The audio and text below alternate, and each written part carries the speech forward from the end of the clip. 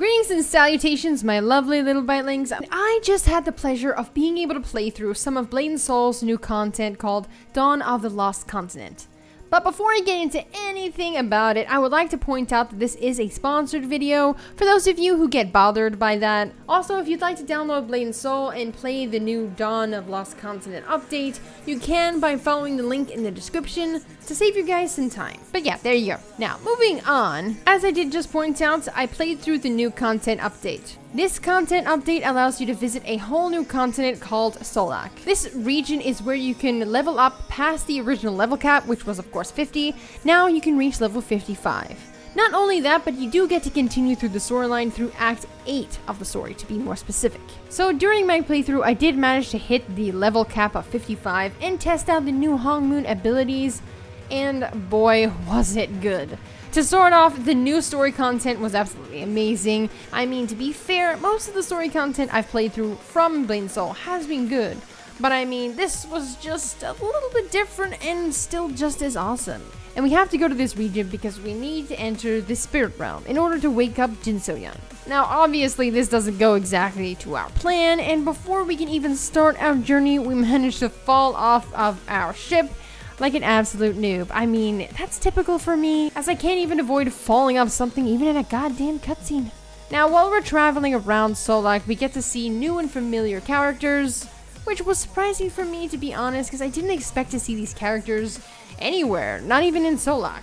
They also added new dungeons and, as I mentioned prior, ultimate skills, which from what I've seen so far, they are absolutely amazing. They're fancy, they're awesome, they're amazing. Literally any other positive word you could come up that summarizes this skill is it. It was so much fun using them in combat. I wish I could use them more frequently, but I mean, they're an ultimate skill, so that would make them a little overpowered, I guess. So allow me to go into a bit more detail about these skills. As soon as you hit level 55, you gain a Hongmoon skill bar. This skill bar charges over time, around 1% per second, whether or not you're in combat or not. However, you can speed up the process by using specific skills, mainly chain skills from what I can see, at least for the Blade Dancer. However, I would like to point out that it doesn't speed it up by a huge margin, so you won't be able to spam your ultimate abilities, which is a good thing even if they are really epic and you want to spam it against every monster you see.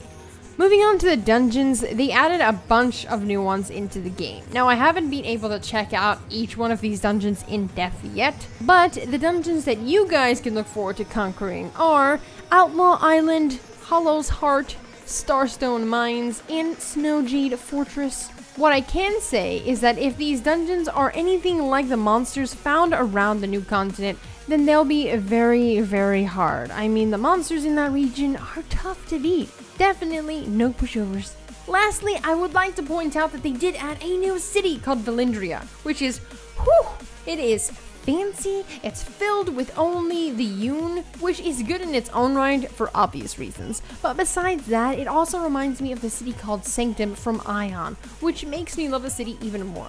So generally, they added a bunch of new and fun things into Blade & Soul, and the Solak region is absolutely beautiful. I had a bunch of fun exploring around, just removing my UI and just having a look at the scenery, just exploring the regions. So if you're on the fence about playing Blade & Soul, or you want a good reason to come back and play it, this is it. Dawn of the Lost Continent is a fantastic update, and I had an absolute blast playing through it and experiencing the continuing story and the awesome cutscenes that comes along with it. And I cannot wait to continue it, as I wasn't able to finish it yet. I did record my playthrough as you've been watching it, so I will be showing you guys the full version of this in another video. So if this all sounds very interesting to you guys, then you can use my link in the description to sign up for Blade & Soul right now and begin your epic journey through the story of Blade & Soul.